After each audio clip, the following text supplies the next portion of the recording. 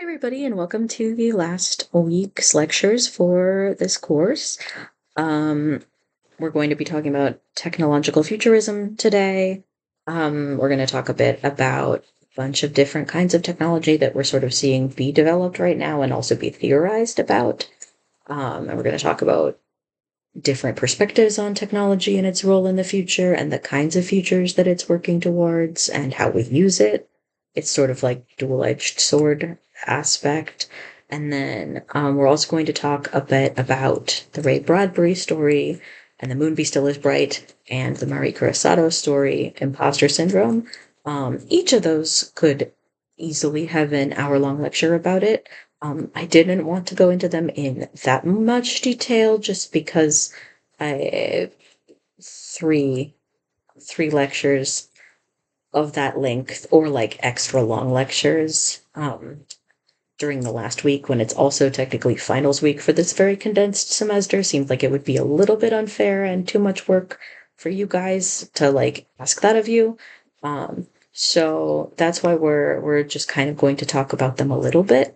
But I really wanted you to read them because they sort of embody the kinds of themes that we've been discussing all semester, and they dovetail interestingly with Parable of the Sower, and in a perfect world where we had a full 16 weeks, each of them would get a lot more attention. So all this is to say, there's a lot more to these stories than we're going to cover in this week's lecture, and um, that is both unfortunate for us and very fortunate for you if you want to sit with and think about these stories beyond this course, which I highly recommend you do. And I also recommend that if you like them, you check out the rest of both books. The Mary Kurosato story comes from a book called Love Beyond Body, Space, and Time, which is an anthology of two-spirit sci-fi and speculative fiction, so indigenous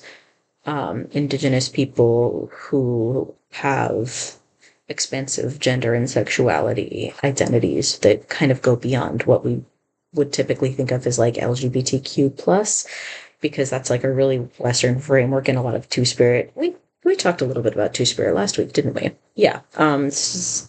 Gender and sexual identities that pre-exist colonial contact. Yeah. Anyway, great collection, and then the Ray Bradbury story comes from the Martian Chronicles, another great collection. A lot of stories in there about space colonialism from a bunch of different perspectives. So yeah, let's get into that's going to be lecture 2. So let's get into lecture 1. Tech opens up a lot of new opportunities, right? Like the opportunity to take an asynchronous class through your computer. But with those come new manifestations of age-old systemic problems, right? Keeping up with that analogy, asynchronous learning is great in that it gives people the opportunity to take classes they might not be able to otherwise because they aren't in the same place physically, or because of something like, say, a global pandemic. Who would imagine that? But at the same time, that it doesn't really solve the problem of higher education being inaccessible due to cost, right? If you can't afford university, you can't afford university. And having university happen online won't fix that if you're still being charged full price tuition, right? Um, it's just a new manifestation of an age-old sort of structure that doesn't really address the underlying problems. It just solves or changes some aspects. Not all problems, old patterns, right? Some other examples. The space travel tech that we have had since the 1960s and the start of the space race is new, right, relatively. But when we talk about space colonization, the colonial mode of exploration, discovery, and settlement is not a new thing. Similarly, AI is new, but a lot, like as you can see if you look up kind of a lot of chatbots Twitter accounts, you'll see that a lot of them are really racist, and that comes from somewhere. It's because they are trained on racist data, because they're trained on all of the data that's out there, and a lot of it's racist. Um, this is ditto for things like nuclear technology too, and military tech in general. Like the problems posed by the risk of nuclear contamination following the advent of the nuclear arms era is a new risk, right? Because that wasn't really a thing before the 1940s, not nearly as much. And those risks continue to escalate. So that there are like new risks here that come from this tech.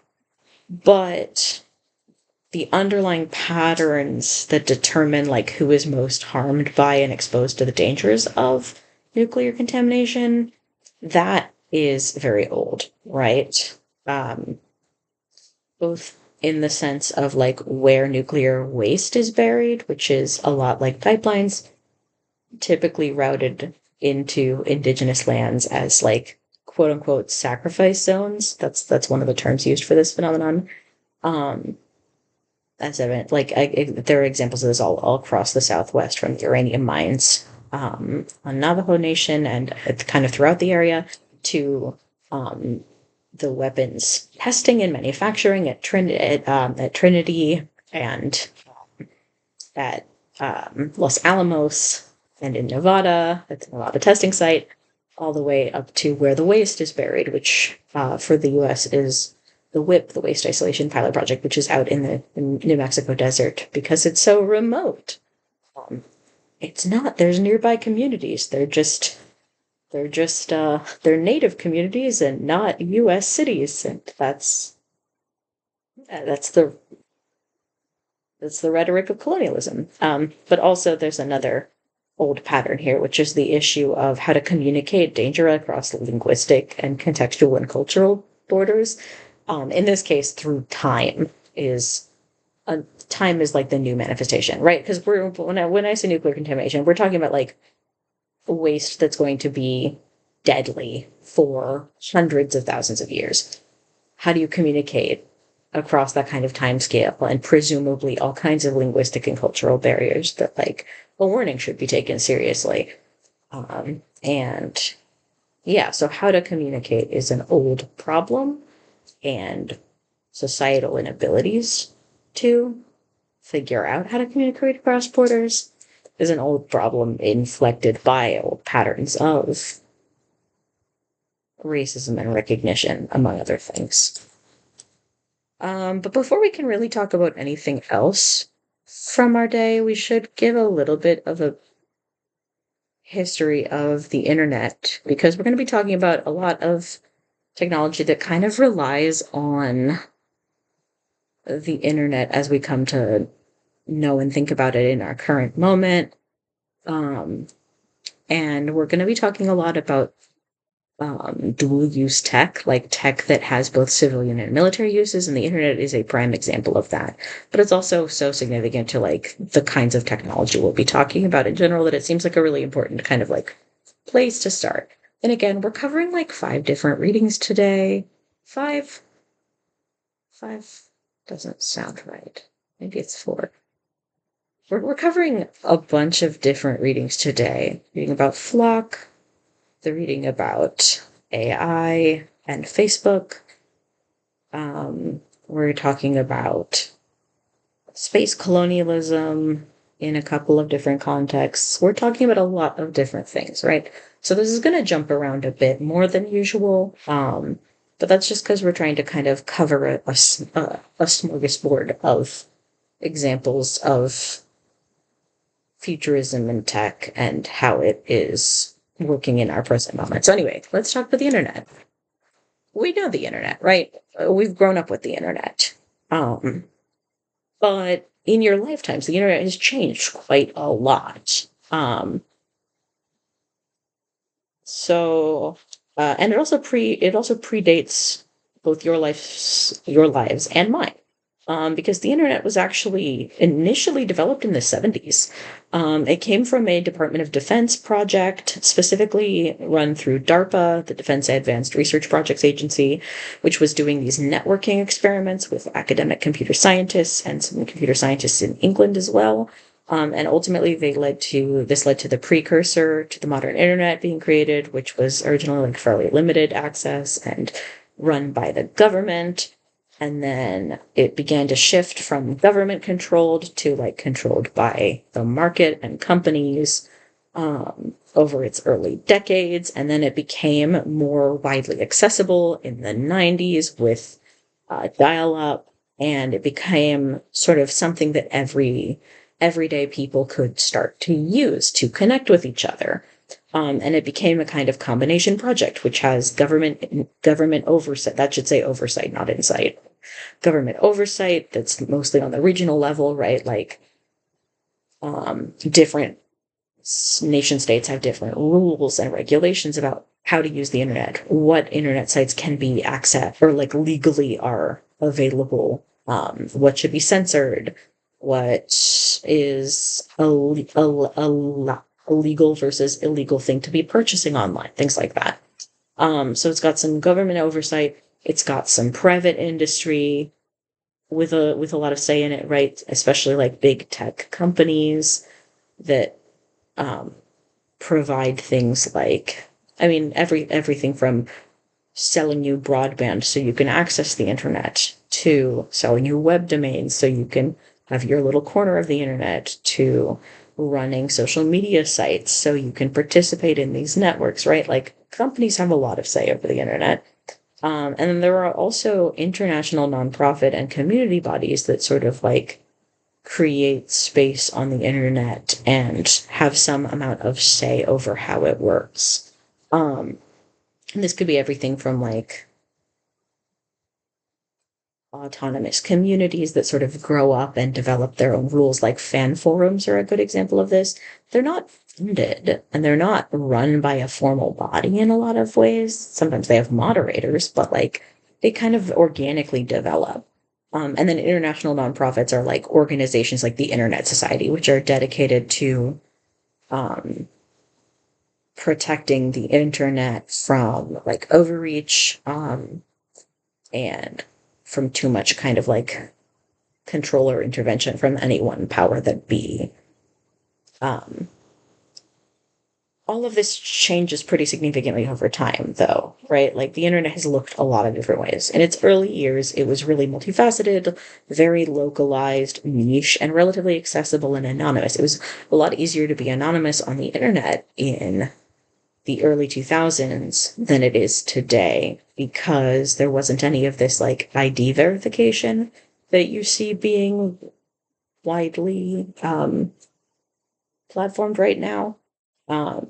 A lot of people would come together online through shared interests and politics, taste in media, things like that, because for the first time, really, in human history, it was very, very easy to get in contact with strangers across the world through like a shared interest. Like if everybody collects on a website because it's the website that you go to, say if you really, really, really like the Terminator movies,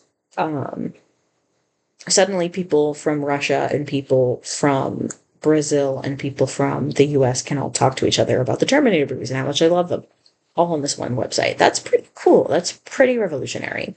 So it makes sharing info across wide distances, linguistic barriers easier and faster. It allows us to accumulate kind of like a mass culture referential soup, like that gives us things that we can all kind of use. It gives us this idea of like shared language and shared cultural reference, which is we've always had some amount of that as humans, but it's very different today. Like a lot of people, not everybody, but a lot of people in a lot of places would know what Mickey Mouse is. Just on sight, they'd recognize that mouse. Um, more than would if we did not have the internet. It's also what makes it possible for you to get a Pope encyclical that mentions Gandalf, right? The Pope wouldn't be mentioning Gandalf if people didn't know what Gandalf was. And if figures like Peter Thiel weren't always talking about Lord of the Rings, as the 404 Media article got into. So then we got in the early 2000s, we start to see corporatization of, like, there was always a corporate element to the internet, right? Like AIM, AOL Instant Messenger was a corporate platform that made instant messaging possible. It was sort of like the precursor to things like Skype, which is also kind of defunct now. Skype was also a company platform. Zoom is another. Zoom is just the newest in a long line, right? So we always had internet companies doing things like this, but this is also, but like in this era, we start to get like massive companies like search engines um, that start making information a broadly accessible, broadly indexed and searchable kind of thing, like a general purpose database of human knowledge, rather than you having to go to like a specific circle of web pages or forums sorted by the people in them who made them about like particular topics. The internet was harder to navigate before search engines. Um, that's really cool. But none of these search engines are apolitical, and they're all privately held companies. Not all of them. Some of them are open source, right? Like open source would be software that is made freely available for everybody to use. Things like Tor, which is a private browser that is open source. Um, I think DuckDuckGo is open source too. Um, and like Mozilla Firefox is um, I think it's some kind of, I'm don't quote me on that. I don't actually know that much about Mozilla Firefox, but things like Internet Explorer or Safari, these are or Chrome, these are owned by companies, right? These browsers are owned by companies, and then the search engines that a lot of these use, like Bing or Google, are owned by companies, right? Um, so when you search them, you are searching something that is a for-profit entity's privately owned search algorithm, right? Like the company Google owns the search engine Google and the algorithms that decide what results come when. Um, that does not bode well for their objectivity, right? It makes them maybe a little bit more interested in pushing certain kinds of results that make them more money. Sponsored content, like the ad results that you see at the top of a Google search, was one form of this, and now we have another more horrific form of this um with Google's search engine having gone kind of like full AI integration. And now an AI is determining what results are coming up first, based on all manner of data that it collects on people. Suddenly what you are searching and what you are accessing becomes caught up in a system that is trying to profit off of you and also trying to get you to spend maximum time on it. So, um, I don't know if you've noticed that it's become increasingly difficult to look things up and find what you're looking for on the internet, the kinds of search terms, and this is just anecdotal, but like I'm not just speaking from my own personal experience. I'm speaking from, like as a graduate student, as a researcher, a lot of my peers are having a harder time finding things than we would have in the past. Um, and that sucks. Um, it's also raises some red flags, right?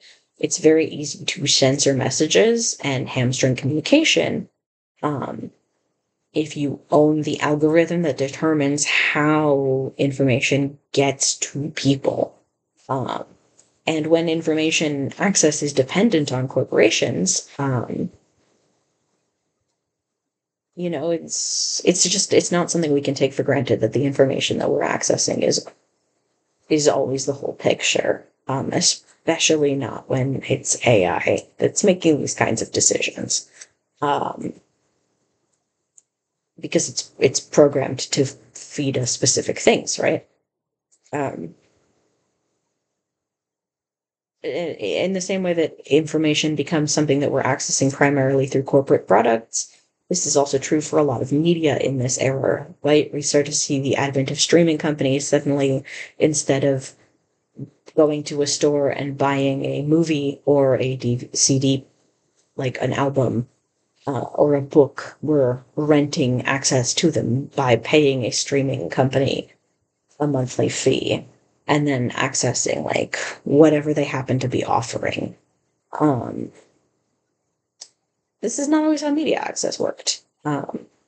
Anyway, from there, we start to see also this like kind of concurrent boom in social media, which is like in the same way that we're corporatizing our access to media and information, we're also suddenly buying platform access to engage in our relationships with each other, right? You're not paying money for your Instagram account and you're not paying money for your Twitter account or your Facebook account unless you're a verified person, but I don't know how that works.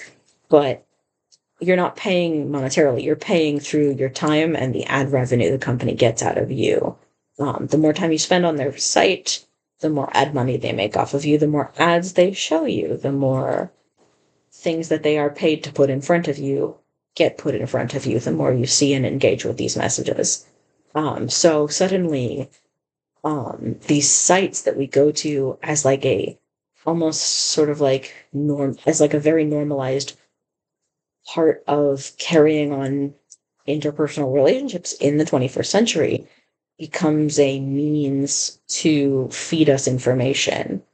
Um, that has been sort of like somebody is very interested in getting in front of us, right? Because they're paying a company to show us it. But it's not always clear that the kinds of content that we're being fed are ads, or if they are, like what they are ads for. It's not always clear. And that kind of becomes very apparent in the 404 Media article on Facebook AI, like this sort of deluge of it that people are experiencing these days. Um, yeah, so it becomes increasingly hard to find popular digital spaces that are not owned by a company, and also uh, popular digital spaces that have like enough community on them to be useful to people who are trying to reach each other in this way, right? If you want people to read what you are writing or put it yourself out there in a way that is visible, you have to go to the places where the people are. And if the place where the people are is Instagram, then you have to keep in mind that Instagram can and Facebook can erase things based on political speech, or it's usually political speech, right? We see a lot of political shadow bans. We see a lot of like threats of doxing.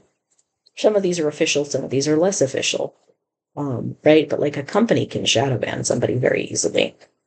Um, and it also becomes a place where, like, in addition to your everyday socializing, your interaction, say with like your cousin or your sibling through their Instagram story, you're also going to see like a bunch of ads that aren't really clear that they're ads, because a lot of people exist online in this parasocial space where somebody is marketing a product, but they're also kind of marketing themselves as a brand, and it becomes a very complicated mess, right? And I don't really need to explain this to you guys because you see it, like this is kind of where we're living in. Um, Out of this, we start to get this extreme surveillance trend that we're sort of seeing right now, which is the relative end of anonymity on the internet. Like, you can still be anonymous on the internet to an extent in some places, but you can't make a Facebook account without providing like proof of your ID via a photograph and like a state, like some kind of like ID with a photo. Like, you have to prove your name is your name. Even 15 years ago when I was in high school, we could all make our Facebooks have names like that were puns on us. I was Samwise Gamgee for a while. Um, like you could change your Facebook name to anything, and it wasn't. No one was checking on that. But now it's like you have to validate your existence in some way before you can have access to these spaces. And that is because, oh, my tea. Oh no, pretend you didn't see that. That is because there's power in that information and there's money in that information. The more they know about you, the better they can market to you. And that's where the money is, right? In targeted ads. So another way this is working is a lot of sites are trying to um, lock down like who is using their sites when and why. And this is partially because of social pressure. It's partially because of political pressure, and it's partially because of economic pressure. We already talked about the economic angle. The social political angle is maybe the one that you hear about more often. This has to do with like the messaging and the rhetoric of the Kids Online Safety Act, which is the act that's being used to try and age gate a lot more websites and online spaces by making people upload their ID cards, like their driver's licenses and stuff, to access things like here in Indiana, it's illegal to access sites like Pornhub or other like porn sites because of statewide policies about this kind of thing. Like the state government wants to age gate these websites, and the rhetoric being used is to protect children, which makes sense. You want to protect children from exposure to inappropriate material. But it's also a big privacy issue. And what it does is it makes it easier to surveil the activities of people because you know who's looking up what. If you have a list of, say, everybody who gave their driver's licenses to a website. Um, so yeah, it's got this whole political angle, and like it's the justification for these laws is typically about making sure kids aren't going onto porn websites, but they're also talking about age gating a lot of other things, right? If we look at everything that got age gated in England over the last few years, it includes everything from Discord servers to Reddit to Wikipedia, sites that people use to access basic information. Um, Basically, like the places that make the internet, like the places people go on the internet to do like even the most cursory like research about something, right? Like you have a question, maybe you go to Reddit, maybe you go to Wikipedia because you know that like something like Wikipedia is it's crowdsourced information. It's going to be more accurate than an AI that nobody's checking up on. Um, but it's getting harder and harder to access these spaces. So that's the era we're in now. Um, and this is concerning for a lot of reasons because it makes it a lot easier to track people's communication, what information people are accessing, and their online behavior. And this can be used in a lot of ways. One of the most troubling ways that this is being used in the present era is the Prairieland case out of Texas. I'm not sure if I brought it up at all in this class yet. So if I did already in a previous week, I apologize for the redundancy. But it is important to be aware of, so I'll bring it up briefly now. So last summer, there was a noise demonstration outside of an ICE facility in Prairieland, Texas. Um, and after the fact, a bunch of people were arrested under suspicion of terrorism. And I put that in quotes because it is a very, very, very, very, very bizarre usage of the term terrorism. But there's this, and we're going to talk about this in a couple more slides, more generally. But in short, right now, there is a lot of pressure in this country to frame terrorism as broadly as possible so that anybody who is engaging in any kind of really organizing against the current political regime can be framed as a terrorist. That's the simplest way of explaining it. In greater detail, we're going to take a look in a couple slides at the actual language of the statement Trump put out, the sort of political the presidential memorandum on domestic terrorism that redefines what it means to be a domestic terrorist as basically are you doing anything that could be construed as anti-fascist? If so, that's terrorism. And so basically, the Prairiland defendants they were arrested for alleged participation in a group of people who basically the state claimed that they were gathering against ICE to do violence. We don't have to get into the details of the case. Suffice to say, there's really no evidence that there was any actual intent to do any violence or that any actual violence was carried out. As far as anybody can tell, based on the footage from the night that exists, like the camera footage and the witness accounts, what happened was a policeman drew a gun on an unarmed protester who was fleeing and looked like he was going to shoot, so another protester shot warning shots into the air, at which point the police officer did shoot and then said ouch, and may or may not have injured himself. In I think that's basically what the actual evidence seems to suggest happened. But what ended up happening in court was that a lot of these people were tried as tried in conjunction with an armed terror plot kind of story. And there's really no evidence that that's what was happening here.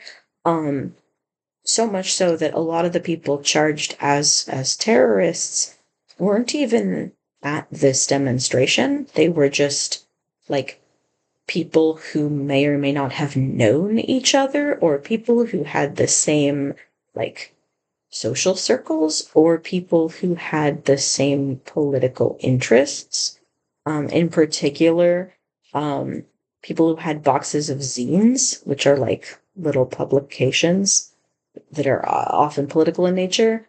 The possession of these zines has been used in this court case as evidence of terrorist sentiments, which is we're treading dangerously close to thought crimes here, right? Because if all you did was read a zine and have that zine on hand, where is the terrorism in that equation? So, in this case, what people were reading and who they were talking to, group chats in particular, were used as evidence in court to try people on terrorism charges.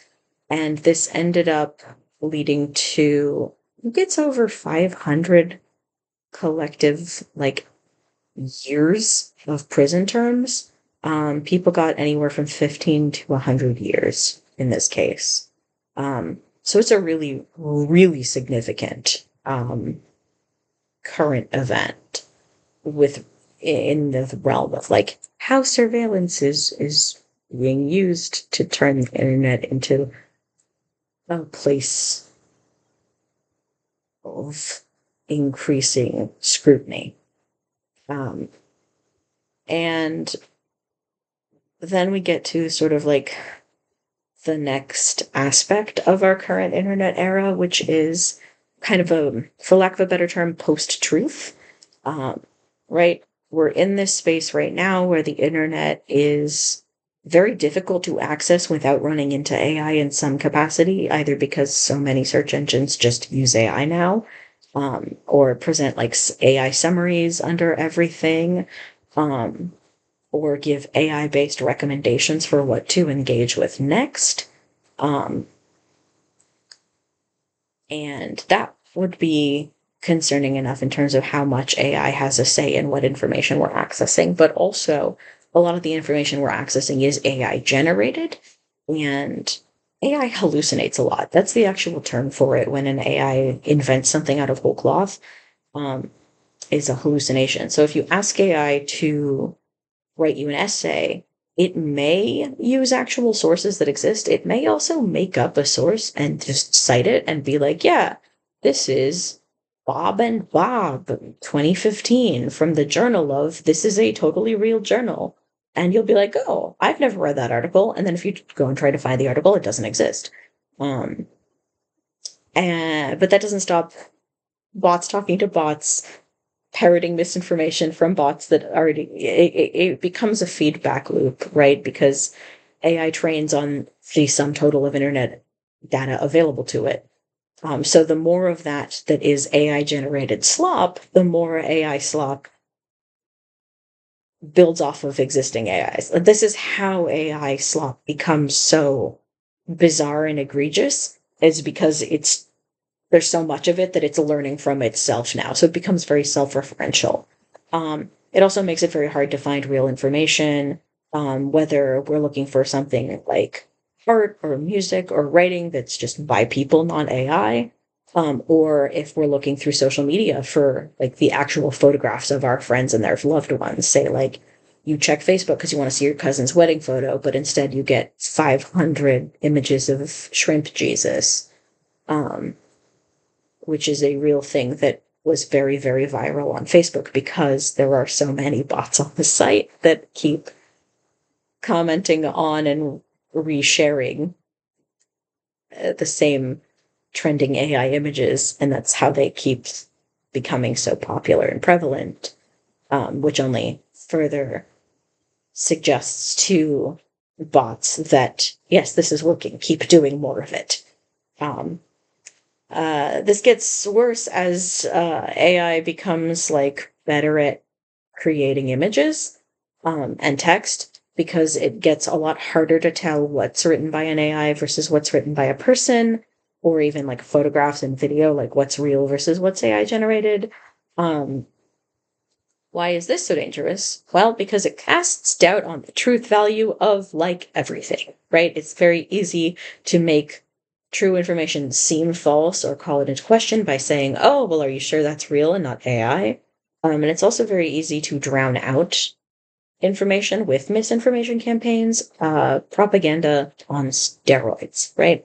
And it's very hard to avoid because it's so prevalent in basically like every nook and cranny of current internet access technology, from your computer and its built-in AI assistants, or your phone and its built-in AI assistants, to the platforms we're using. Um, and yeah, information is power and information is profit on the internet, and misinformation is designed to play off of what gets our attention because it feeds on all of the things we talk about. Um, so I don't know if you ever played the game Katamari, which is a Japanese video game from the early 2000s, where you roll a sticky ball and it rolls up stuff, and it starts small. Then eventually, as it grows, because you keep amassing stuff stuck to your ball, it starts rolling up like cows and people and cars and buildings and full streets and cities. And eventually it gets so large that it becomes a planet. Um, that's kind of how AI works. Um, and that's about how discerning it is when it comes to what is it's using to give you the output it's giving. Um, yeah. So it's a bit about the internet and how it's how it's shifted over time. Um, in short, it's always been a contested site because it's just like the physical world, a place where people can come together to talk. Uh, and in the same way that when we come together in real life at a mall to go shopping and engage with businesses rather than meeting in third spaces like parks where it's free to exist, somebody gets to profit off of us just living our lives. And similarly, if we come together for political reasons on, say, in the streets, the state has an interest in policing that because the amplification of collective action and voices becomes threatening to existing power structures a lot more than, say, one person with a sign. Um, Similarly, a large angry crowd on the internet is a lot more threatening than one or two disgruntled people. And therefore, these are forces that power structures have an interest in suppressing. Uh, just like in the physical world, there's also pushes to decorporatize the digital world. For example, open source software like the search engine DuckDuckGo or the browser Tor or software like LibreOffice, which is an open source um, version. It's like Office Suite, like Microsoft Office Suite, but open source. So there's a PowerPoint type thing called Impress, which is what I use to make these slides. There's a text editor, like word processing system. There's a spreadsheet maker. There's a PDF editor. All of the things, but free. Um, just like the physical media landscape, there are different corners of the internet that serve as kind of, for lack of a better term, like a newsstand, but to particular subcultures, political interests, and so on. Fandom forums, um, chat rooms were the old version of this, then forums, and then it kind of became like standalone websites, and then it became kind of like fandom wikis. Um, but there's corners of the internet that exist for almost anything. Um, and that is to say that, like, as corporatized as the internet gets, there's always going to be people finding ways to make their own spaces in it. So it's never going to be a place that is without nuance. Um, so let's talk about some futurist tech. We're going to cover about half of this we're going to cover slightly more than half of this. We're going to cover most of these in the second lecture because I've already been going on for quite a while. But just briefly, this is what we're going to be talking about for the rest of this week's lectures. What does all of these topics have in common? All of these technological innovations are focused on information, right? Generating it, collecting it, storing it, transmitting it, putting it to use. And they raise some overarching themes. Data gathering, how we consider humanity, starting to look at human existence in the ways that we tend to look at machines and programs through algorithms, data collection, mapping people's actions and movements, surveillance as a tool for understanding the human on the individual level and on the macro level. Another theme is ecological collapse as a foregone conclusion. That might sound a bit weird, but that's kind of particular to the first, third, and fourth of these, right? AI, massive water usage, massive energy usage, extremely, extremely polluting. The only real reason to not talk about those concerns is if you aren't interested in acting about those concerns, right? Long-term nuclear waste, similarly, we don't have an environmental solution for this problem. And so when we kind of move full steam ahead in this new nuclear arms race that we're entering into right now, without dealing with this problem, it kind of suggests that we are just swallowing the ecological disaster that is rampant technological development in an era of anthropogenic climate change. And then space colonialism, the whole premise of it is that, like, we should leave Earth because we need to leave Earth. Like, people think it's cool, the idea of leaving Earth. We're putting money into it because we think we're going to need to. What do all of these have in common other than ecological collapse as a foregone conclusion and data gathering? It's also about controlling information, right? There's a power imbalance in who is surveilled versus who surveils. And the people gathering the data have control over the data. And tech as a double-edged tool that can be creative and also destructive, and is usually some amount of both. The idea that sociopolitical problems aren't really solved by tech, right? It might fix one or two specific things that it's trying to intervene in, but the underlying sociopolitical context just kind of transits into the digital space. It doesn't really get necessarily solved. There's a lot of military threat to a lot of this technology. And then there's a kind of a focus on transcendence, right? Transcending the human and or transcending the earthly, right? AI transcends human knowledge production. Space travel is literally about transcending the earth.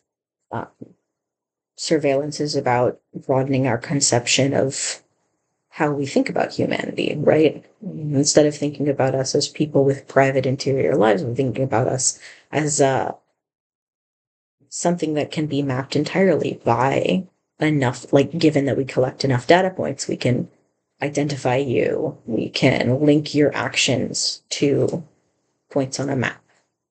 We can trace your network, not just on digital social networks where there's a literal list of all of your friends and contacts, but through technology like Signal Trace, which is a new technology that is proposed as a means of tracking Bluetooth connections.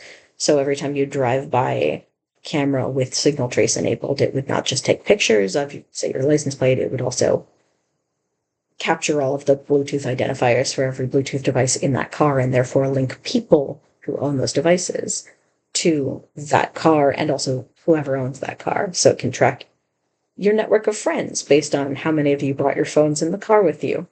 And that kind of brings us to this second to last theme here, ideology and ideological state apparatuses, which is not a term that we've used in this class yet, but it is a useful term. So, ideology and ideological state apparatuses. This term, this phrase is the title of an essay by a theorist named Louis Althusser, who was one of the most significant critical theorists ever. Critical theory is like a fancy word for academic writing that critiques and theorizes about culture and society.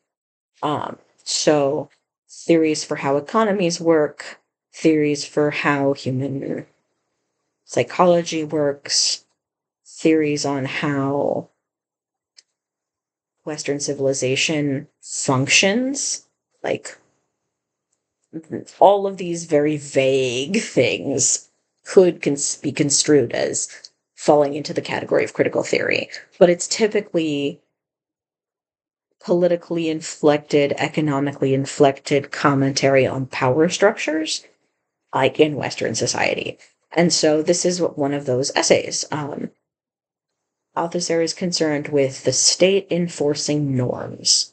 I didn't assign this reading because it's 60 pages long and it's very, very dense, and it would have had to be the only thing we read for the week. But it is a great read, and if you're interested in reading like any critical theory, this is a great place to start because it's incredibly influential and very resonant with how a lot of ideological enforcement works in this country still today. It'll be up in our recommended reading folder by the end of today. Anyway, what do these vague words mean? Let's get into it. So this is a really useful concept from critical theory. Ideology it's one of those words that we throw around a lot in society, and it means different things to different people in different contexts. When we're talking about ideology in the context of critical theory, or like in a humanities classroom like this one, we're typically using it in this sense, the Althusserian sense, which is ideology is not it's not the same as an idea, right? I have an idea. I am living in accordance with ideology. That's the difference. Ideology isn't what you think. It is the set of norms that you follow. And it is enforced in a lot of ways from a very young age. This is a lot easier to teach in classrooms because I would just teach it by lying down on the floor. And I would say something like, I'm lying down on the floor right now. It doesn't have the same impact in the digital space. Basically, you come to expect a classroom to work in a certain way, right? You sit at your desk, your instructor either sits or stands at the front of the classroom, and you are at the back of the classroom or in the middle somewhere, but there's this hierarchy enforced, right? By the teacher standing over the seated students. The teacher talks, the students listen unless they raise their hands and ask permission, right? These are the norms of a classroom setting. Why do we follow them, though? Right? If I were to lie down in the classroom and just talk into the floor, you might laugh. You might think, what is wrong with this person? You might say, I don't get it. Or you might think it's kind of funny. And that's because it's jarring and it's unexpected, right? And it's also, it's only jarring and unexpected because we've embodied and absorbed these norms so deeply. And that's because for years we've been trained to follow them, right? Before you came to college, whether you're returning as a non-traditional student after a career or doing something else, or whether you are like a fresh-faced college freshman who just came out of high school, you spent years in school before this point. And during all of those years, you were trained to act a certain way. Not because somebody necessarily sat you down and said, here are all of the steps that you must take as a student in a classroom. Here are the norms, follow them. It's a lot subtler than that, right? When you talk out of turn, maybe you're punished. Or when you don't listen, maybe your teachers get angry. And when you do listen as an elementary school student, maybe you get rewarded. And we start to absorb this conditioning of here are the accepted ways that we act, and if we do not act in accordance with these norms, then things get disrupted. It's very hands off and it's very powerful, right? Ideology is the norms, and this is one way that they're reinforced. And this is called the ideological state apparatus.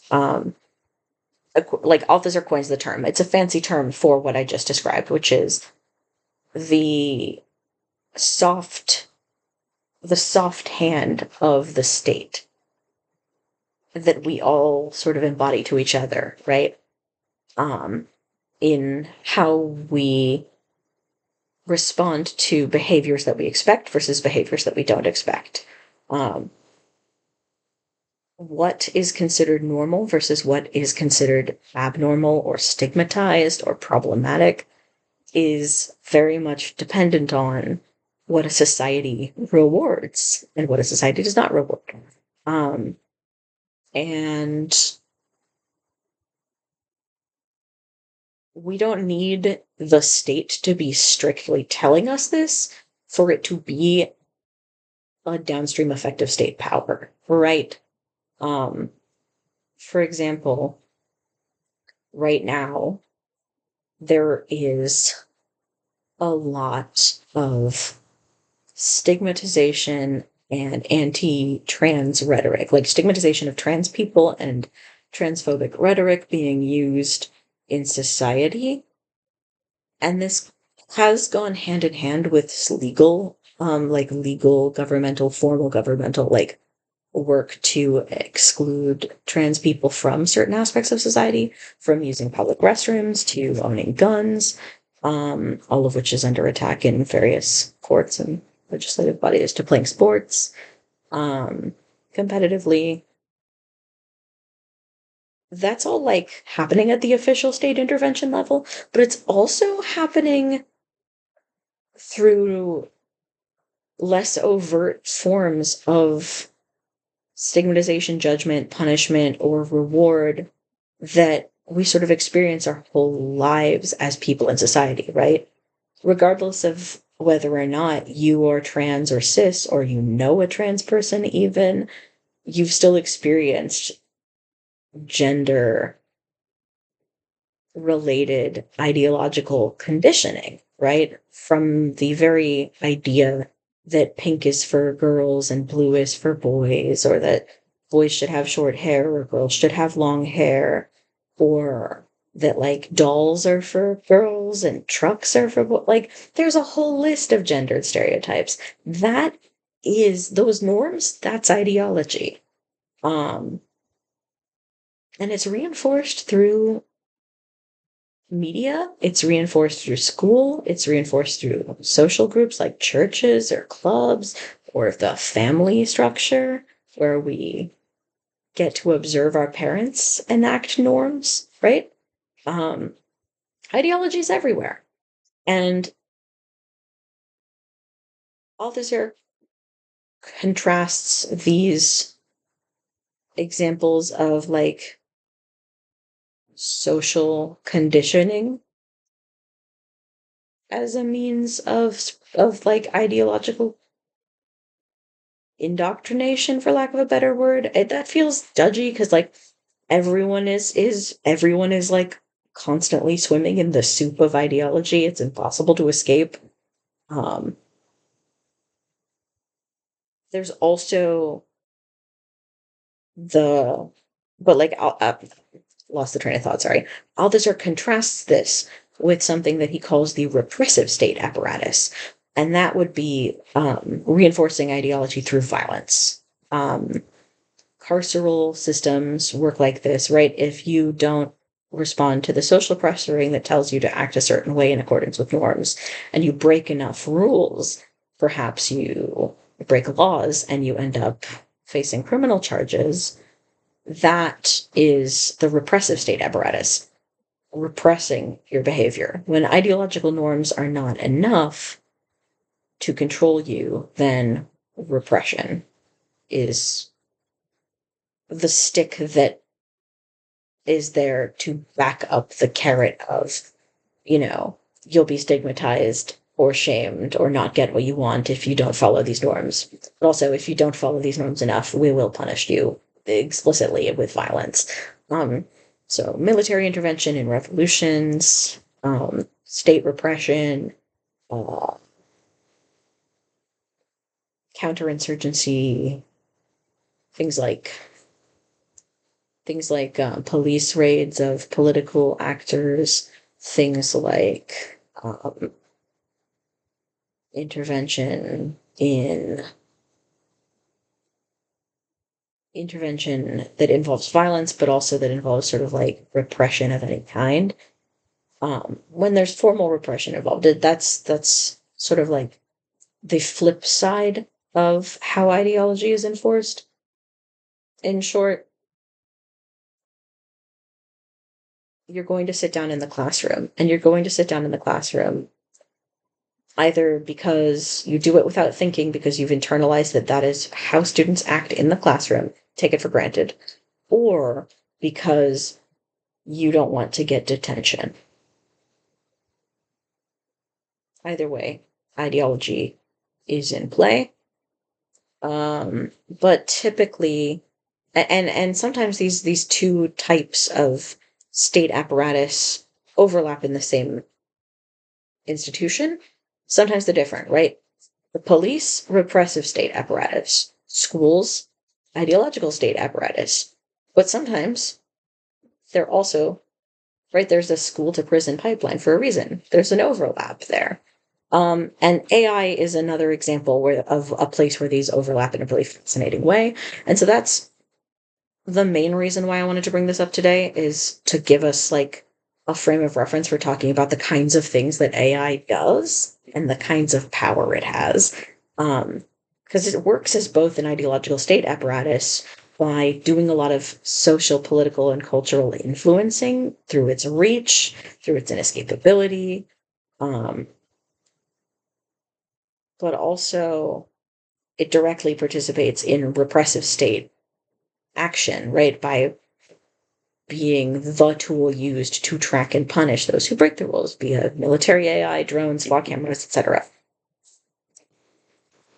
Also, that's just an important paper. Like, that's one of the most important papers in the humanities for any kind of like critical discussion of how Western society operates. I'm going to check and see how long this lecture has been going on, because it's been going on for, wow! Oh no! If it's been going on for too long, I want to take a break. Yeah, it's been an hour, so we're going to stop here and then pivot to the second one. So I'll see you in the next one.